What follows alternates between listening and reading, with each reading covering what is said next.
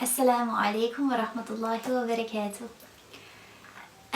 My name is Eileen, or in my language, Eileen. I'm 22 years old. I was born and raised an atheist, and I would like to share with you my story of how I became a Muslim. My story is really long. I don't have anything distinct to pinpoint, like this is it, you know? So the problem with me is that like my story, I can go on for like 1 hour. I will try to make those less. Anyway, alhamdulillah. My parents did not teach me to follow any faith, and I'm a Northern European, so religion is not something common here. It's not something we would ever discuss around the dinner table. No one would discuss God, no one would bring the subject up. And generally people who are of faith are thought of, well, I myself had the attitude of, you know, please man, grow a backbone, okay? Very stereotypical.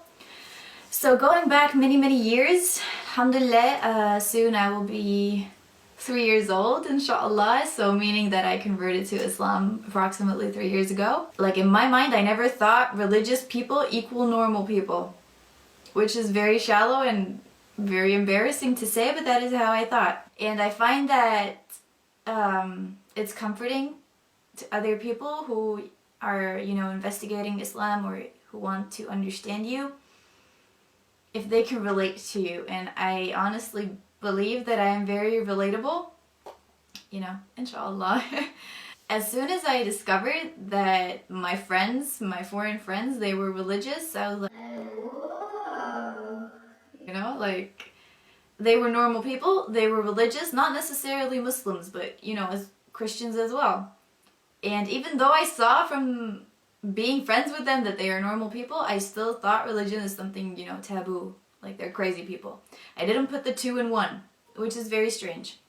So naturally, you know, you are influenced by the people you are surrounded with, right? So at one point, the topic of religion became normal, and it was normal, you know? So one day I woke up, I was probably, I don't know, in my teens. One day I woke up and I remember distinctly that I believed in God. It wasn't like, ooh, I believe. But it was a gradual thing, of course. But one day I remember I woke up, I had no duties, sorry.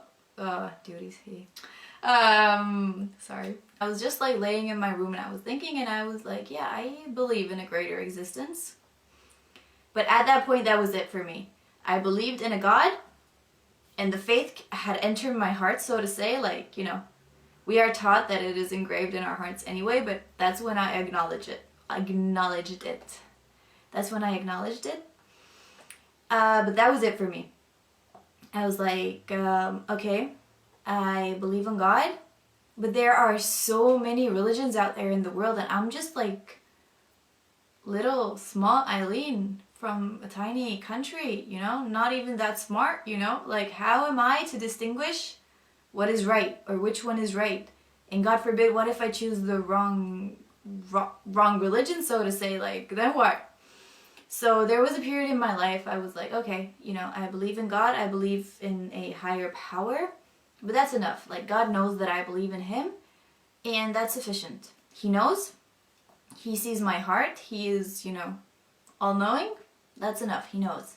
After a while, that wasn't enough. Ever since I got faith, you know, so to say, got milk, then I always believed that God is all-powerful, all-knowing, the only one, everything, you know. So simultaneously, after a while, it wasn't enough, my little theory that I had prepared for myself in my head. So I started questioning, why did He put me here? Like, there must be a reason. My God wouldn't be that cruel to just put me here to vegetate and with no purpose, you know? He must want something from me because, you know, He's God. So He must want something from me, and I want to know what it is because I want to establish a relationship, a bond with my Lord, you know? He is my maker. So that's when I started investigating religions. I will fast forward this part because I strongly believe I do not need to undermine others or make anyone else or anyone else's beliefs small in order to promote Islam or in order to make Islam sound right. You know, Islam does it on its own. And I really don't mean to offend anybody. I'm not saying everyone in the world should be a Muslim. This is just my story. And something very embarrassing for me to admit, but again, I feel it helps to confess certain things because people might relate to it. So for me, I just thought Christianity personally would be the easy way out. In my culture, so to say, it would be, you know, people would frown upon it a bit, but people would accept it. Like, my life would relatively still be the same, but I would find faith at the same time. I would find my path. I would find my way. And that just seemed like such a good deal for me. If anybody cares, the main point why I did not find my truth in Christianity was that I always had, well, this is very typical for anyone who has left Christianity and come to Islam, or anyone who, you know, it's a very typical point. I never understood the concept of Jesus in Christianity. In my culture, so to say, it would be, you know, people would frown upon it a bit, but people would accept it. I would have many things to say on the topic, but that is not on focus here. I'm not here to undermine anyone else or anyone else's beliefs. Everyone has their own freedom. A lot of people tell me that. It's so weird that someone that young from our culture room would, you know, be searching for a way to begin with.